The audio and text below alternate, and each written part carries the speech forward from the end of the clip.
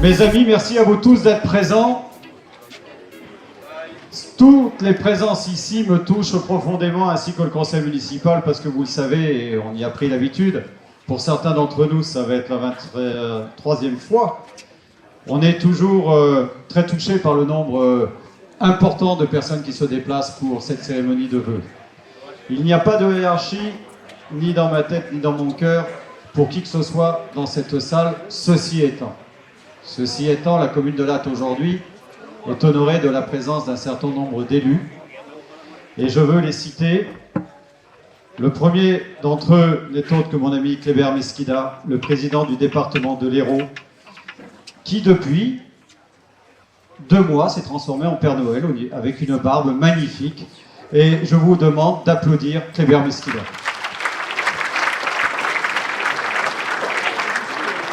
Alors, je vous le dirai tout à l'heure, la hotte est vide.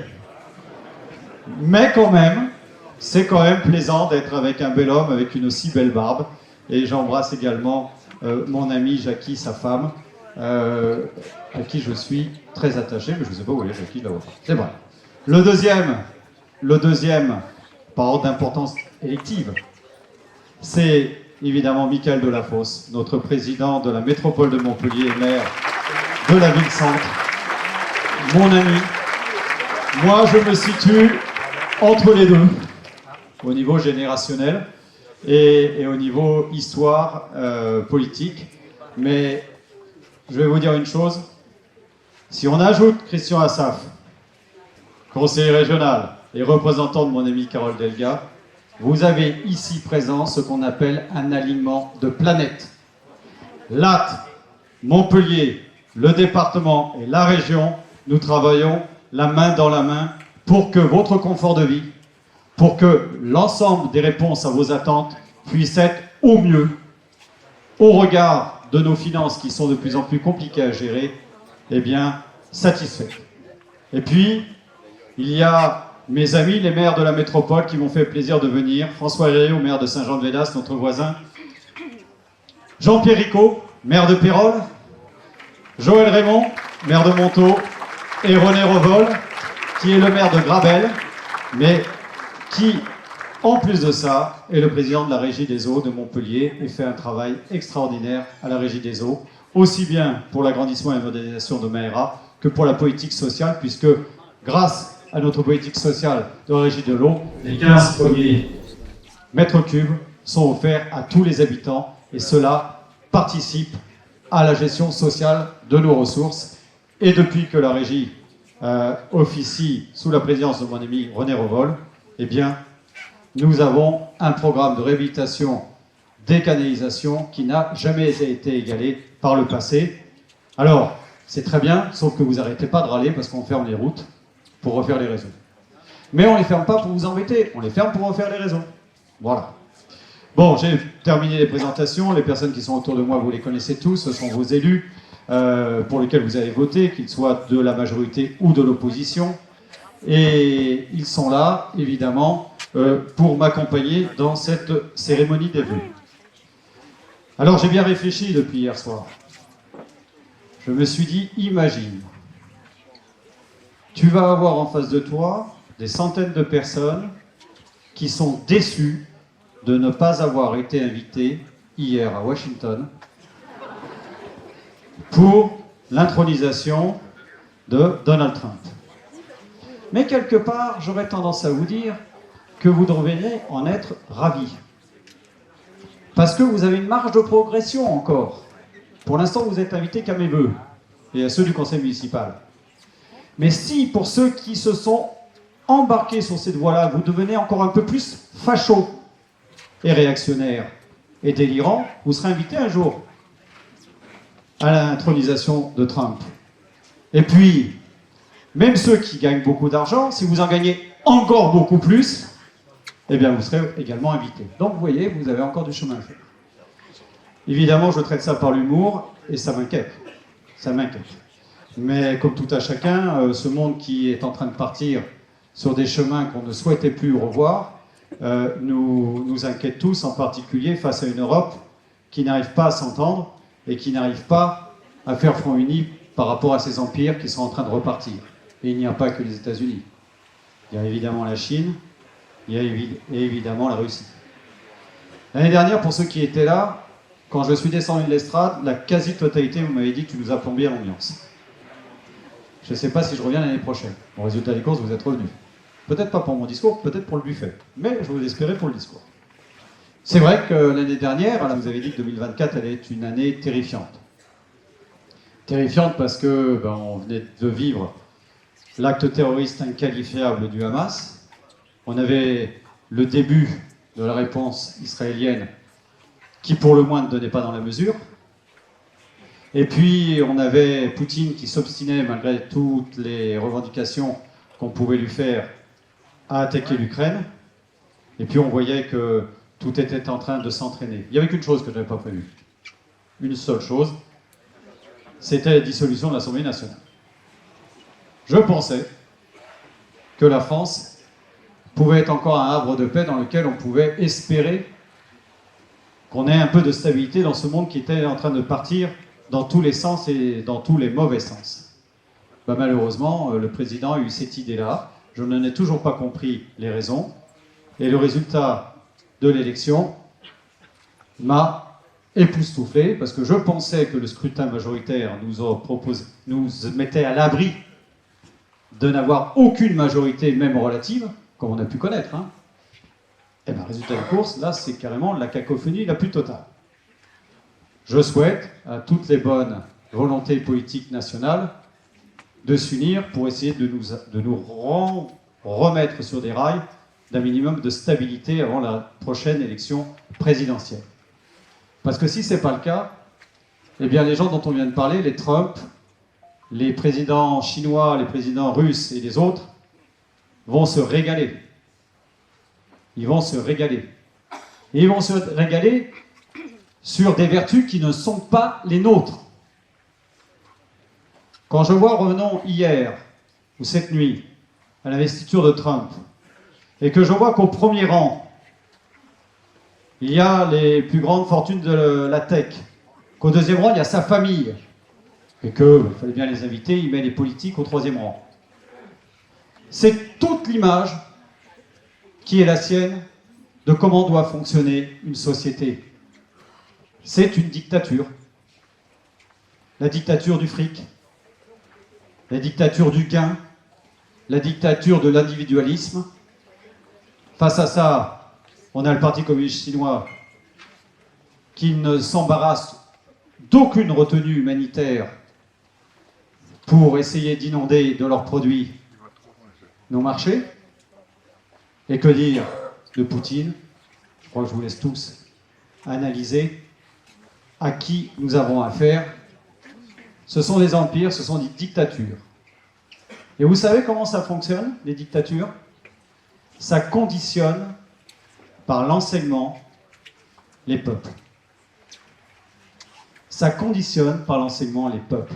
Et vous savez quelle est la faiblesse des démocraties? C'est que nous sommes en retenue complète pour conditionner dans le sens positif du terme aux valeurs d'humanisme et de république et de démocratie nos propres enfants, nos propres populations. Et à force de ne pas mettre d'argent, de se retenir, d'avoir honte de nos valeurs dans l'éducation nationale, eh bien, nous avons des peuples, excusez-moi, mais vous connaissez mon franc-parler, qui s'abêtissent. Et qui, petit à petit, en Europe, qui était le bastion de la démocratie, tendent petit à petit vers les extrémismes. Et c'est pas comme ça qu'on s'en sortira. Il est temps qu'on réagisse. Il est temps également qu'on arrête de se retourner sur nos visions nationalistes et qu'on travaille au niveau de l'Europe pour faire face aux défis de demain. C'était le message général que je voulais vous donner. Il est moins négatif que l'année dernière, mais enfin il est quand même pas terrible. Mais c'est une photographie. L'année dernière, je vous avais prédit l'enfer. Là, je ne vous prédis pas l'enfer. Je vous prédis juste le fait qu'il faut réagir. Je vous le dis et je le pense. Et dans l'histoire, et là je mes jambes tremblent parce que j'ai un professeur d'histoire à ma gauche, M. Michael Delafosse. Donc si je dis une bêtise, il va me faire les gros yeux. Mais dans l'histoire du monde, à chaque fois que le monde a connu des crises, des guerres interminables, des guerres de religion, des épidémies comme la peste, comme d'autres choses, ou des pans de l'économie qui se cassaient la figure, comme ça peut être le cas aujourd'hui, à chaque fois, regardez bien l'histoire, c'est au niveau des cités, des villes, que le monde a retrouvé ses valeurs et a reconstruit ce qui a fait le monde d'après de la tolérance, le monde d'après du développement économique, le monde d'après de l'entente entre les différentes parties. C'est donc au niveau de la cité qu'il faut retrouver les valeurs de solidarité, d'ingéniosité, de contrôle des règles et de développement culturel et sportif. C'est au niveau des cités que demain, notre avenir, l'avenir de vos enfants, l'avenir de vos petits-enfants, va devoir se reconstruire.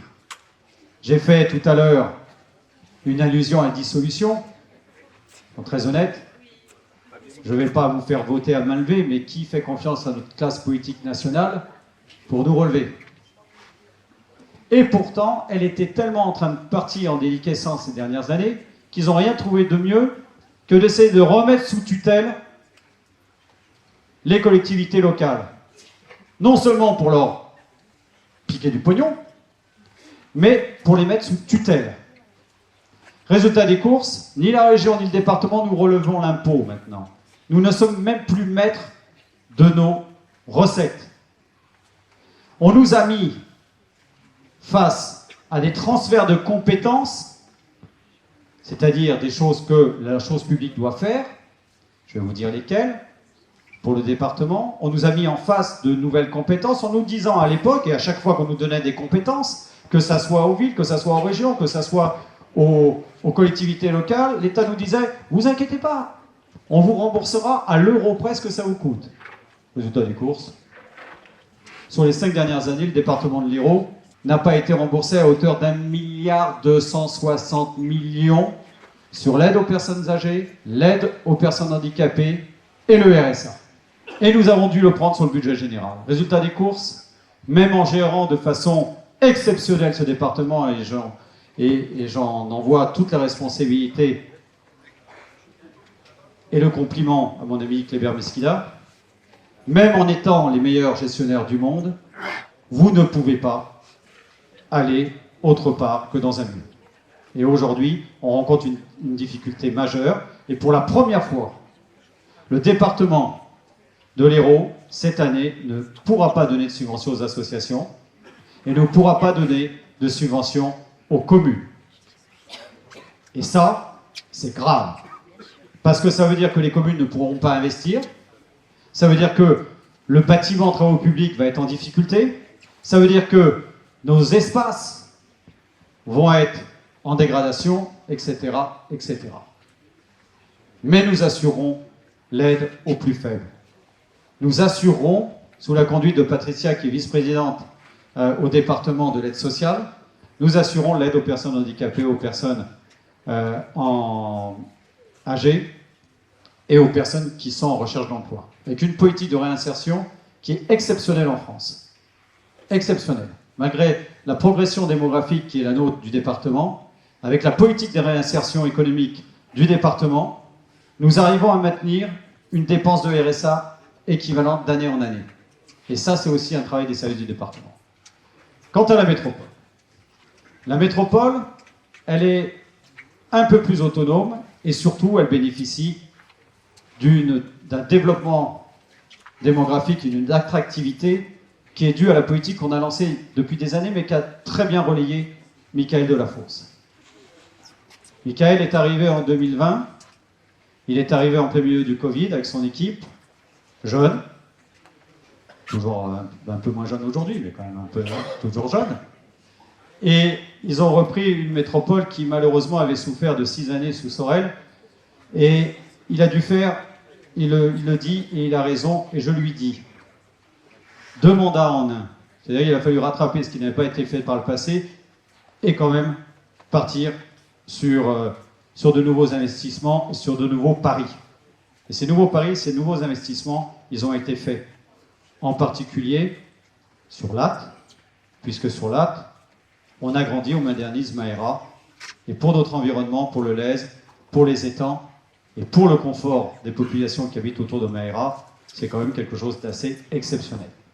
Et puis, il y a la gratuité des transports, demander à des étudiants, demander à des personnes âgées, si le fait de prendre le tramway gratuitement, ce n'est pas un confort et un gain de pouvoir d'achat, s'il y en a un qui vous dit le contraire, c'est qu'il vous ment. Et aujourd'hui, avec les petits salaires qu'on a sur Montpellier, salaire moyen 1 700 € par personne, avec la situation de pauvreté d'un certain nombre de personnes, de nos personnes âgées qui ont des petites retraites, de nos étudiants qui sont malheureusement dans des situations de précarité terribles, eh bien, moi je trouve, personnellement, je l'ai voté, je le soutiens, que c'est un bon investissement et c'est un signe envoyé à l'extérieur de la dynamique et de la force de Montpellier. Alors évidemment, Montpellier a d'autres forces. Première place en sport de haut niveau, place culturelle ô combien importante. Je préside l'Office du tourisme et je préside Montpellier Events qui gère le Quorum et le Zénith. Nous avons des taux de remplissage de nos équipements en matière de spectacle, mais également en matière de congrès qui sont assez exceptionnels et qui font de nous une des destinations les plus attractives de France. Ça veut dire que nous recevons 6 000 habitants de plus par an. Si vous ne savez pas ce que ça veut dire 6 000 habitants de plus par an, eh bien, vous multipliez ça sur 3 ans, ça fait 18 000. C'est la population de Latte. C'est-à-dire qu'en un mandat, la métropole de Montpellier prend 2 lattes dans la figure. 2 coups de latte. C'était facile. Voilà. Alors, chers amis, j'espère ne pas avoir été trop fade après les discours de Trump hier soir, la gestuelle complètement délirante d'Elon Musk. J'aurais pu vous faire une entrée fracassante. Comme ça, je ne l'ai pas fait. Donc vous vous dites, il va bien annoncer des trucs qui vont nous faire être fiers d'être Lattois. Alors je vous en annonce une ou deux. La première, nous allons conquérir Saint-Jean-de-Védas. Nous allons mettre sous notre coupe Pérol, ne serait-ce que pour aller faire les mercredis du terroir, pour ceux qui y vont. Hein? Yes. Voilà. Et on va s'en tenir là. Le maire de Palavas serait là, je lui dirais que je lui pique sa plage. Et surtout, le maire de Mouillot serait venu, je voudrais récupérer son aéroport.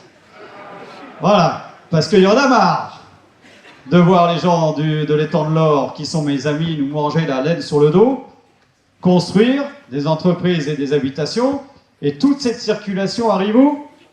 À Latte. Et on en a marre. Mais comme je n'ai jamais été président de la métropole et je n'ai jamais souhaité être président de la métropole, j'ai toujours des présidents qui sont un peu mous, à mon goût, vis-à-vis des voisins. Mais tu auras bien un deuxième mandat, je te l'expliquerai au deuxième mandat. Voilà. Alors, je vous ai dit tout à l'heure, c'était une blague, hein, les copains, je ne veux pas de Saint-Jean-de-Védas, c'est de Pérol, hein, vous débrouillez, hein, c'est bon.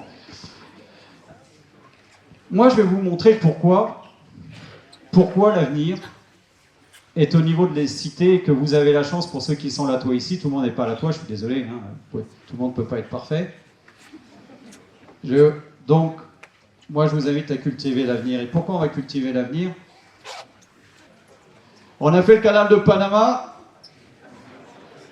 on a fait la protection contre les inondations, c'est-à-dire que nous ne sommes plus en danger ni sur le Lèze et ni sur la Mosson. Merci à l'État, merci à la métropole de Montpellier, merci à la région Languedoc-Roussillon à cette époque-là, Occitanie maintenant, et au département pour les aides qui ont été apportées à Latte. Nous sommes le plus gros chantier de protection d'une zone urbaine en France depuis 50 ans. Donc je peux vous dire que ça a coûté beaucoup d'argent.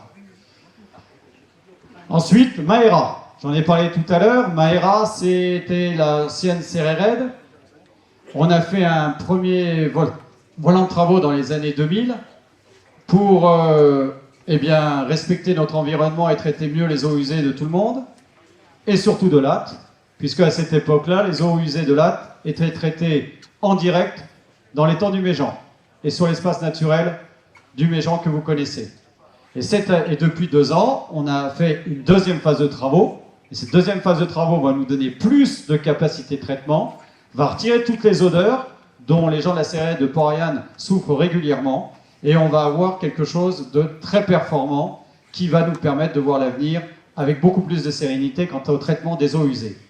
Et à droite, c'est le pont. Appelé de ses voeux et validé par Michael Delafosse ici présent, vous pouvez l'applaudir. Voilà. Il y a un monsieur dans la salle qui n'arrête pas de faire des études et qui va finir pendu dans mon grenier s'il n'arrête pas les études. Et donc il faut faire le pont. Et comme l'a dit mon ami René,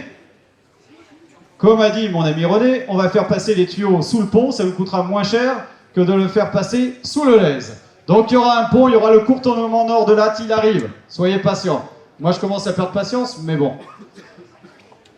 On a embelli la commune avec les fonds de la métropole. Merci aux aides de la métropole et les fonds de la commune. C'est la fameuse transformation de l'avenue de l'Europe avec les places de parking qui nous permettent d'aller au marché et les pistes cyclables. Et quand même, ça ressemble un peu plus à une entrée de commune que ce que c'était avant quand on avait une 2 fois 2 voies. On est d'accord ? Et je crois que tout le monde l'apprécie, en particulier les riverains qui ont moins de bruit. Notre ADN, depuis qu'on est là, c'est la famille. Donc les crèches des libellules et la crèche du Méjean, voici les derniers aménagements qu'on a pu y faire. Les petits y sont reçus dans des conditions merveilleuses par des équipes merveilleuses du CCAS. Et ça, ce sont les cours oasis, parce qu'il y a le réchauffement climatique, donc on met énormément d'argent à transformer les cours qui étaient toutes bitumées, comme toutes celles qu'on a connues, parce qu'ici, je vois beaucoup de gens qui ont à peu près mon âge ou qui sont plus jeunes, nos cours de récré, soyons très honnêtes, excepté de nous râper les genoux quand on tombait, elles avaient quand même qu'une faculté, c'est qu'elles étaient bitumées. Maintenant, c'est ça les cours. Vous vous rendez compte? Et regardez celles-là.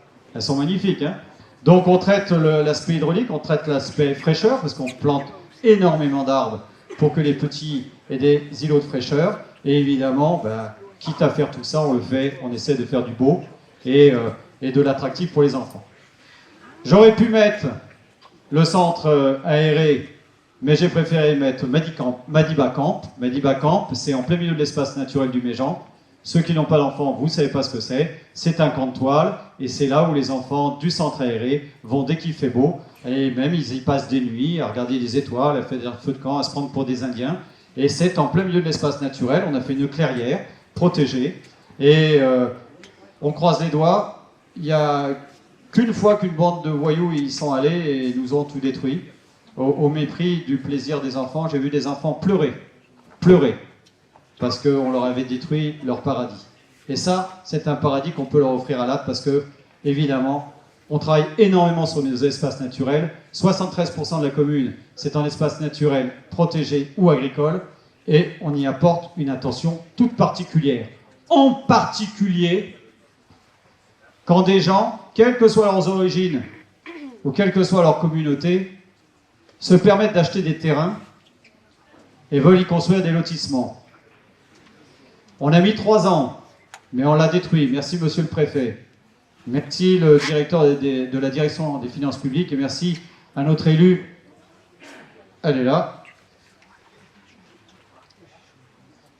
Madame Florence Auby, avocate de formation, qui a trouvé le moyen de leur faire mettre des amendes. Et quand ils n'ont pas pu payer les amendes, l'État a saisi le terrain, on a acheté le terrain. Et de là, grâce à l'intervention de la force publique et à la volonté de l'État, et merci à l'État, nous avons tout détruit. Et à la commande de tout ça, il y a mon copain Benoît Desmartins, nouveau directeur départemental de la police nationale, ses troupes, la police municipale, les services techniques, le service festivité, le service des ASVP de la commune. Et j'ai remercié l'ensemble des personnels parce qu'ils ont été extraordinaires. Ils ont démarré à 6 h, ils ont fini à 23 h. Et 100 heures, on a réussi à les évacuer et à tout détruire. Et donc, tant que je serai là, l'espace naturel, l'espace agricole de la commune sera protégé de l'urbanisation et sera protégé contre toute occupation illégale. Le QJ. Alors le QJ, c'est très simple. On est parti de la crèche, on a fait les écoles, on est allé ensuite sur le centre aéré. Le QJ, c'est le quartier jeune. C'est un nouvel engagement qu'on a au niveau de la commune de Latte. C'est un lieu ouvert pour les parents et les jeunes de 15 à 25 ans, y compris ceux qui sont ici et qui ne sont pas à la toit, pour les accompagner dans cette étape de vie entre 15 ou 25 ans, où c'est très compliqué de savoir ce qu'on va faire de sa vie. Parfois, on rencontre des difficultés énormes de positionnement, dans tous les sens du terme, de relations avec les parents, etc. Et on y a mis tous les services, en particulier Amélie, présidée par mon ami François Riot, ici présent, maire de Saint-Jean-de-Védas. Donc tous les services y sont. Vous avez 3 animateurs qui accueillent les jeunes. Il n'y a pas d'inscription, tu viens quand tu veux, c'est très open. On peut les aider, on peut vous aider, les parents et les grands-parents, à savoir vers quelle filière vous pouvez emmener vos enfants pour qu'ils puissent se réaliser après le bac. Ils font des concerts, on est à leur écoute et tous les projets qu'ils bâtissent, on les soutient. Et j'essaie de les amener à partir se promener en Europe et la commune aidera les jeunes du QJ à faire des voyages en Europe pour découvrir d'autres civilisations, d'autres modes de pensée, et s'ils veulent partir ailleurs qu'en Europe, pas trop loin quand même, parce qu'on ne va pas les emmener à l'autre bout de la Terre, mais on fera tout ce qui est en notre pouvoir. Donc, si vous avez des jeunes de 15 à 25 ans et qui sont perdus à tous les niveaux, qui cherchent et qui se cherchent, etc., et que vous-même vous êtes dans la désespérance parce que vous n'arrivez pas à les accompagner ou à les aider, le QJ, le quartier jeune, est là pour vous. Il est en plein centre de Boirargues et il vous attend, et il attend surtout vos jeunes. Et là, ça commence à monter petit à petit. Laurence, elle est où, Laurence? Voilà. C'est Laurence Prieux qui s'en occupe et qui a pris ça à cœur. Et Laurence, petit à petit, il y a de plus en plus de jeunes qui viennent. Et c'est ouvert. Il n'y a pas de contrainte. Tout se passe bien. Et ils nous pondent des projets les uns après les autres. Et moi, j'en suis ravi. C'est le défi de ce mandat. On a été présent dès le premier mandat pour les petits. Après, on a lancé le centre aéré tel que vous l'avez connu. On a travaillé sur le collège. On a travaillé avec le service des sports. On a travaillé avec tout le monde pour accompagner les jeunes. Et à partir de 15 ans, on n'était plus là. Donc, on a décidé de faire le QJ pour de 15 à 25 ans les accompagner dans ce monde ô combien compliqué. Et là, on va faire œuvre de pédagogie pour leur apprendre l'importance de la démocratie, du respect des êtres humains et de toutes les valeurs qui font la République française et notre plaisir et notre honneur d'être français. Le théâtre Jacques Coeur, la pièce qui va se jouer samedi n'est autre que le Cercle des poètes disparus. C'est complet, hein, ne me demandez pas, c'est pas la peine de me demander de place, on a une liste d'attente de 200 personnes. C'est la pièce qui est préférée à l'heure actuelle sur la scène parisienne. Elle vient à Latte. À Paris, vous payez 75 € la place. Là, la place était à 35 €. C'est aussi un engagement de la commune. Nous avons été très longtemps l'une des dernières villes de moins de 20 000 habitants qui n'était pas chef-lieu de département à avoir un théâtre communal. Et c'est une de nos grandes satisfactions, un de nos grands honneurs d'avoir défendu le spectacle vivant, même quand les intermittents du spectacle étaient attaqués et que le spectacle était attaqué. Sans culture, on n'avance pas. Ou alors on finit trumpiste. La culture pour tous, c'est évidemment l'école de musique, et à travers elle, le lycée que je voulais féliciter, Pierre, mon ami Pierre. Et puis, vous voyez, il y a toutes les générations, et là, il y avait une guest star au dernier concert, qui n'est autre que Eric Pastor. Quand j'ai vu la photo, je me suis dit, je ne peux pas ne pas lui faire ce coup-là. Voilà, c'est le saxo là, à gauche, là, vous voyez, regardez, rien que dans la position, on voit qu'il s'est entraîné. Le look avec Eric est toujours très important. Maintenant, je ne sais pas comment il joue, je ne l'ai jamais entendu. Hein, donc, je lui ai demandé si vous voulez jouer, il m'a dit non. L'année prochaine. L'espace Latara et sa médiathèque, c'est là où vous êtes. Pourquoi l'espace Latara? Vous allez me dire, l'espace Latara, on le voit tous les jours. Oui, non, mais c'est très simple. Après, vous allez voir que le pôle autonomie santé va être livré. Et donc, on va retirer le guichet famille, on va agrandir la médiathèque. Et dans la médiathèque, il n'y a pas que du prêt de lecture, il y a des activités culturelles, il y a des rencontres. Et en particulier, j'ai demandé à son nouveau directeur, Christian, de faire des ateliers sur les fake news.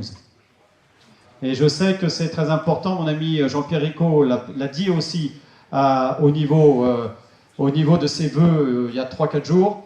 Les fake news, il faut qu'on forme les jeunes, mais pas que les jeunes, à savoir analyser ce qu'on voit sur les réseaux sociaux. Voilà. Parce que c'est quand même important de ne pas se laisser embarquer par tous les réseaux sociaux, par tous les personnes qui s'expriment dessus.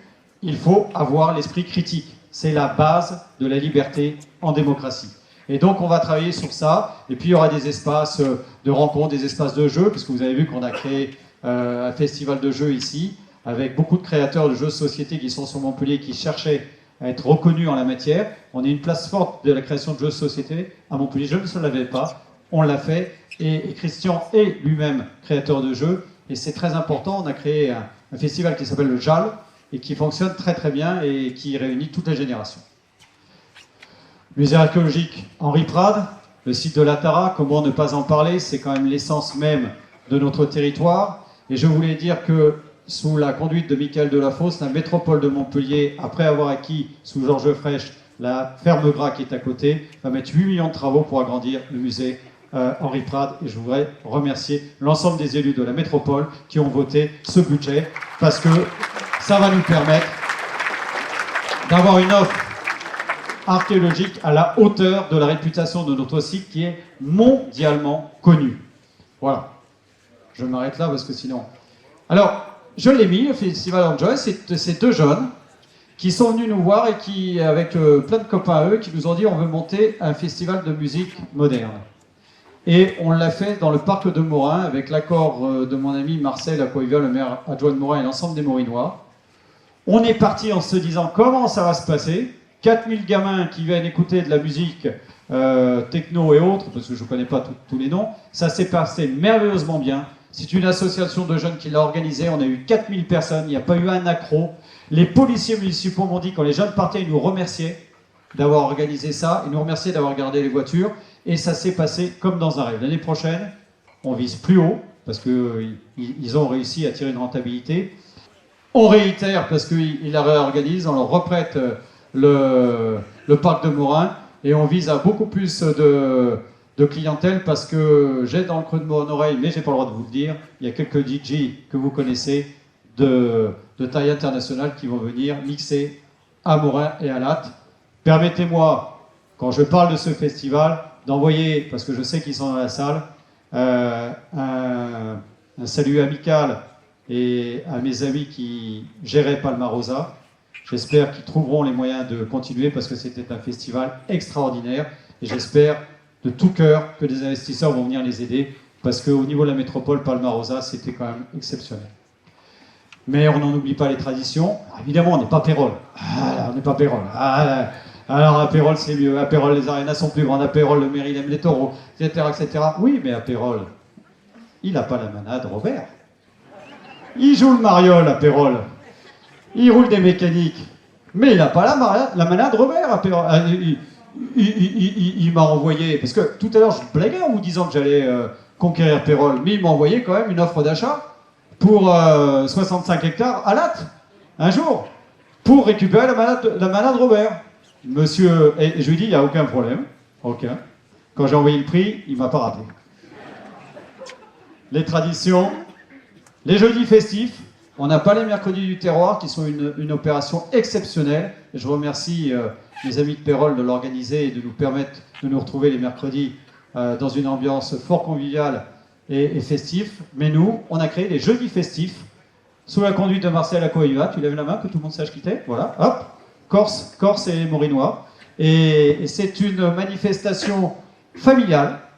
D'ailleurs, vous voyez, il y a des jeux gonflables, etc. Et puis, toutes les générations se croisent. On peut venir avec son propre pique-nique. C'est très ouvert à tout le monde.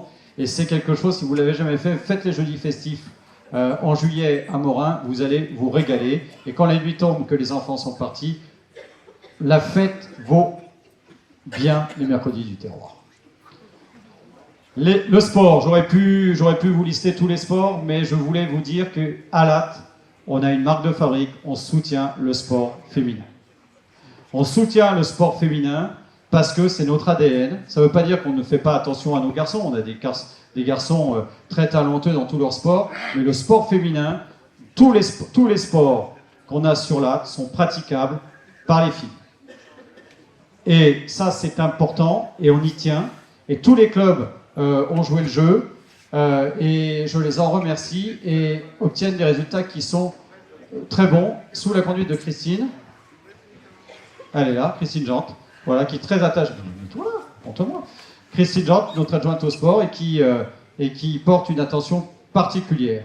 On porte tellement une attention particulière au sport féminin, mon cher Mickaël, que sous la conduite du BLMA, les Gazelles, évidemment, le centre de formation et l'académie du BLMA fait jouer dans les quartiers prioritaires de Montpellier les jeunes filles de toute confession, à tous les âges, au basket, et c'est un des engagements majeurs du BLMA, et j'y tiens, tu le sais, depuis longtemps, et je suis ravi que Altemed et ACM aient voulu soutenir cette action dans les quartiers où ils font un travail, sous la conduite de Cédric Graille, je ne sais pas s'il est là, exceptionnel, dans l'animation et la sécurité de ces quartiers, avec la brigade de sécurité de ACM, et évidemment ces actions qui poussent les gens à dépasser leurs convictions premières pour laisser les jeunes filles rester libres. C'est important que les filles soient libres et que les femmes soient protégées.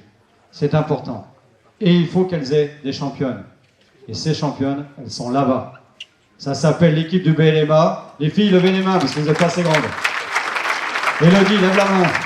Voilà. Elles sont en 8e de finale de la Coupe d'Europe. En quart déjà. Vous êtes trop fortes. J'arrive plus à vous suivre, les filles, vous allez trop vite. Et samedi, après le match, j'entamerai ma chanson préférée. Dans la jungle, terrible jungle, le lion est mort ce soir. On rencontre Lyon et on va les battre. Voilà. Donc, vive les filles du BLMA. On est désolé, le Palais des Sports n'est pas assez grand, mais avec les métropoles, l'année prochaine, on essaie de trouver des solutions pour l'agrandir. Ceci étant, j'ai voulu mettre aussi la piscine des Néréides, offerte et gérée par la métropole. L'espace naturel du Méjean, évidemment, vous connaissez tous.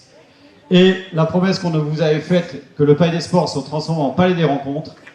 Et donc, c'est fait. Il y a une salle de 230 mètres carrés, une salle de 170 mètres carrés qui est à disposition des associations et du service des sports. Et vous avez vu les efforts de végétalisation qu'on a pu faire grâce à l'intervention de la société Sarivière qui nous suit sur tous ces chantiers et qui, aussi bien sur l'espace public que sur nos chantiers, réalise des espaces verts de très grande qualité. Entreprise latoise également. Et donc, le Palais des Rencontres se transforme petit à petit et c'est un lieu de vie fabuleux. On a retiré les voitures de l'environnement et donc tout le monde peut y aller de façon sécurisée. Le Boirargues était l'un des quartiers qui était sous-équipé jusqu'à présent. Nous allons le doter d'un palais des sports. Ce palais des sports est en construction à l'entrée de l'Urban Park. Il faisait partie du programme qu'on a fait avec GGL de l'Urban Park. Et il prend forme petit à petit. Ça sera un très beau palais des sports avec 2 grandes salles d'activité. Il sera livré à la fin de l'année 2025. Je ne me trompe pas, Eugénie, cette fois-ci, c'est bon? C'est cette année, à la fin de cette année? C'est ça. et donc, on viendra, on mettra le gymnase et les salles à disposition de tout le monde. Et nous avons mis un point particulier au fait qu'il est fait pour l'handisport. C'est-à-dire que toutes les équipes d'handisport, tous les pratiquants handisport pourront aller y pratiquer du sport. Pourquoi? Tout simplement parce que Latte, c'est la ville du pôle autonomie santé. Nous sommes la seule ville de France à avoir jusqu'à présent développé un service gratuit d'accompagnement des personnes rencontrant le handicap pour eux ou pour un tiers. C'est l'étape. C'est ce que vous avez depuis plus de 10 ans maintenant au centre-ville de Latte, avec une équipe remarquable dirigée par Eric Pastor et Sébastien. Et donc le pôle autonomie santé a été choisi par l'État dans le cadre de Montpellier Capital Santé. Et ce bâtiment qui coûte à peu près 8 millions, qui est juste au-dessus de Carrefour et qui est à l'entrée de Boirargues, sera géré par un GIP, un groupement d'intérêt public, où se retrouveront la métropole de Montpellier, le département de l'Hérault et la commune de Latte. Et je remercie Kléber Mesquida et Michael Delafosse de venir nous rejoindre dans cette aventure. Le pôle autonomie santé, ça sera non seulement l'accueil des personnes pour vous accompagner, vous dire quels sont vos droits, en matière de sécurité sociale, en matière de mutuelle, de vous expliquer comment vous pouvez aménager l'intérieur de vos maisons, de vos appartements pour rester le plus longtemps possible autonome chez vous avant d'être mis en établissement. Et c'est dans ce lieu-là également que nous allons recevoir des entreprises, des créateurs, des start-up, des inventeurs qui inventent au quotidien des aides techniques et technologiques qui vous permettent d'être le plus autonome possible. La première aide technique et technologique que vous utilisez tous, bande de feignants, au quotidien, c'est la télécommande pour allumer votre télé. Et ceux qui ont mon âge ou qui sont un peu plus âgés, je vous rappelle qu'il fallait quitter le canapé pour appuyer sur le bouton. Ben, grâce à la télécommande, on ne se lève plus. Voilà. J'en ai d'autres, des aides techniques. On en a 10 000. On est la plus grosse banque de données européenne des techniques et technologiques. Donc le pôle autonomie santé ouvrira, Eric, en avril 2025, et on va faire de Montpellier la capitale de l'autonomie en santé, et on va développer de l'industrie en la matière.